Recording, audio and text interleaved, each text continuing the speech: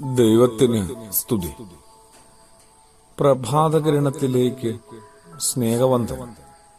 ഭാഗം 1602. ഇന്ന് മെയ് മാസം 20-ാം തീയതി 141-ാമത്തെ ദിവസത്തിലെത്തി.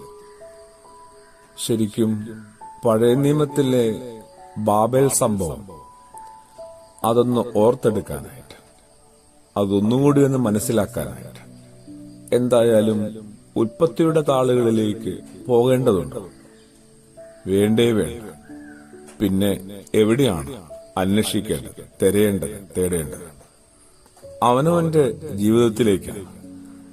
ഓരോരുത്തരും വസിക്കുന്ന സ്വന്തം വീടുകളിലേക്കാണ് ഒന്നുകൂടി ഒന്ന് ഹൃദയം ചേർത്ത് വെച്ച് കണ്ണുകൾ തുറന്ന് പരിശോധിക്കേണ്ടത്.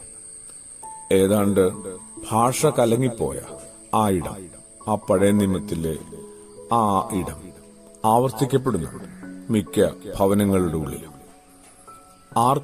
ആരും പറയുന്നതൊന്നും പിടുത്തം കിട്ടുന്നില്ല. അതിങ്ങനെ അപ്പനമ്മമാര് മക്കളോട് പറയുന്നതും മക്കൾ അവരോട് പറയുന്നതും ഇല്ല, ഒന്നും ഒരാൾക്കും പിടുത്തം കിട്ടുന്നില്ല. ഇന്നലെ പെന്തക്കോസ്തിയുടെ ശ്രേഷ്ഠ അനുഭവത്തിലൂടെ കടന്നുപോകാൻ ഭാഗ്യം കിട്ടി.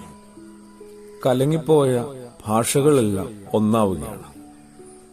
പത്രോസ്ലീഹ പരിശുദ്ധാത്മാവ് നിറഞ്ഞ് പ്രസംഗിച്ചപ്പോൾ അത് വിവിധ ഭാഷക്കാർക്ക് മനസ്സിലായെന്ന് പറയാം. എപ്പോഴാണ് എന്റെയും നമ്മൾ ഓരോരുത്തരുടെയും ഭാഷകളുടെ അതിനകത്തെ സങ്കീർണതയൊക്കെ ഒന്ന് മാറുന്നത്? എപ്പോഴാണ് നമ്മൾ ഹൃദയം കൊണ്ട് മിണ്ടുന്നതും ഹൃദയം കൊണ്ട് ഹൃദ്യമായ വിധത്തിൽ ജീവിച്ച് തുടങ്ങുന്നതുമൊക്കെ? അതിന് പരിശുദ്ധാത്മാവിന്റെ കൃപയും സാന്നിധ്യവും സഹായവും ആവശ്യമാണ്. ഒന്ന് കാര്യമായിട്ട് പ്രാർത്ഥിക്കേണ്ടതാണ്.